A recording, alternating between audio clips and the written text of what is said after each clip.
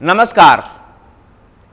अभी अभी कर्नाटक विधानसभा चुनाव समाप्त हुआ है और अब 4 राज्यों की जो इस साल विधानसभा के चुनाव होने उनकी चर्चाएं शुरू हो गई और उनमें प्रमुख रूप से राजस्थान के लिए राजस्थान के रण का आखिर विजेता कौन होगा। राजस्थान उन क्षेत्रों में से है, उन राज्यों में से है जहां भारतीय जनता पार्टी और कांग्रेस का सीधा मुकाबला होता है। लेकिन राजस्थान के रण में इस बार भारतीय जनता पार्टी और कांग्रेस ही केवल 2 ही एक्टर्स नहीं नजर आ रहे हैं, 2 ही प्लेयर नजर नहीं आ रहे हैं, बल्कि इसमें और मल्टीप्लेयर भी नजर आ रहा है। और मल्टीप्लेयर कहीं और से नहीं बल्कि दोनों पार्टियों के अंदर ही 2-2 धड़े बटे हुए हैं। जहां भारतीय जनता पार्टी में भी नेतृत्व के लेकर के घमासान मचा हुआ है। वसुंधरा राजे सिंधिया आलाकमान की पार्टी आलाकमान को नहीं सुन रही है, पार्टी के केंद्रीय नेतृत्व की नहीं सुन रही है, अपनी पॉपुलैरिटी के आधार पर खुद ही राजनीति तय कर रही है। तो कांग्रेस जो सत्तारूढ़ है वहां भी अशोक गहलोत और सचिन पायलट के बीच में सुलह होते हुए नजर नहीं आ रही है और यह सुलह अब रोड पर भी उतर चुका है।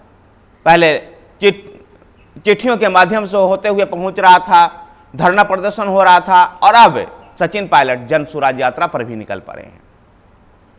अपने ही सरकार के खिलाफ, अपने ही सरकार में पेपर लीक के मामले को लेकर के, एग्जामिनेशन को रद्द करने को लेकर के, कॉम्पिटिटिव एग्जाम को जिस प्रकार से रद्द किया गया उसको लेकर के वो अपने ही सरकार के खिलाफ आंदोलन पे उतर गए, जनसंघर्ष यात्रा निकल रहे हैं।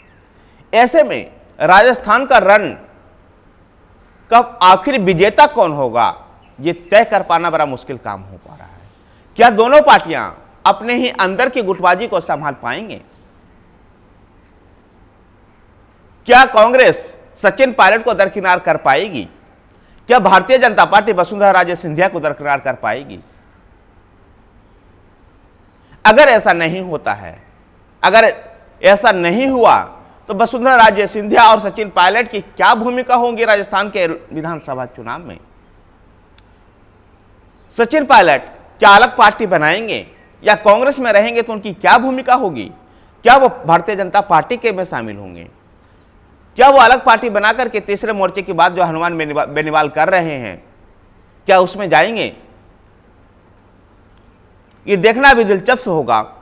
लेकिन राजस्थान का में विधानसभा चुनाव में इस बार एक नया ट्विस्ट नजर आ रहा है और अच्छे राजनीति विश्लेषक इस बात को समझने में फेल हो पा रहे हैं कि राजस्थान की जनता का मूड आखिर किधर है।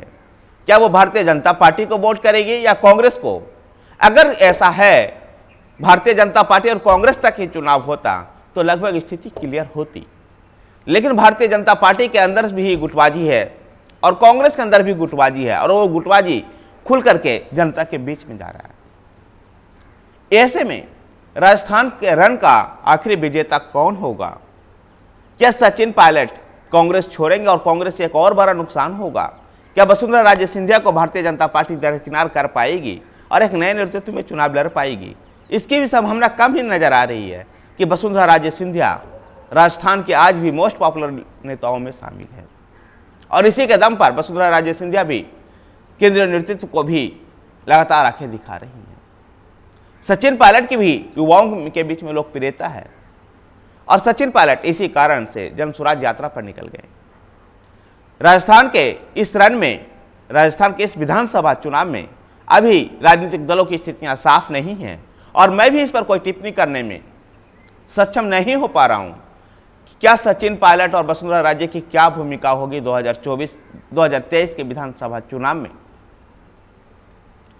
क्या यह इसी प्रकार से पार्टी के अंदरूनी लड़ाई के अंदरूनी लड़ाई रहते हुए ही पार्टी चुनाव में जाएगी?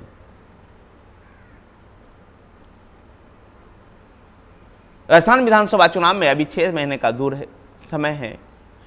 इस समय रहते हुए अगर इन स्थितियों की दोनों पार्टियों ने स्थिति को नहीं संभाला तो राजस्थान में भी कहीं ऐसा ना हो कि तीसरे मोर्चे के हाथ में किंग मेकर की भूमिका चली जाए। धन्यवाद साथियों। अगर आपको वीडियो पसंद आए तो वीडियो को लाइक कीजिए, शेयर कीजिए। हमारे साथ बने रहने के लिए हमारे चैनल पॉलिटिकल पिच को सब्सक्राइब कीजिए।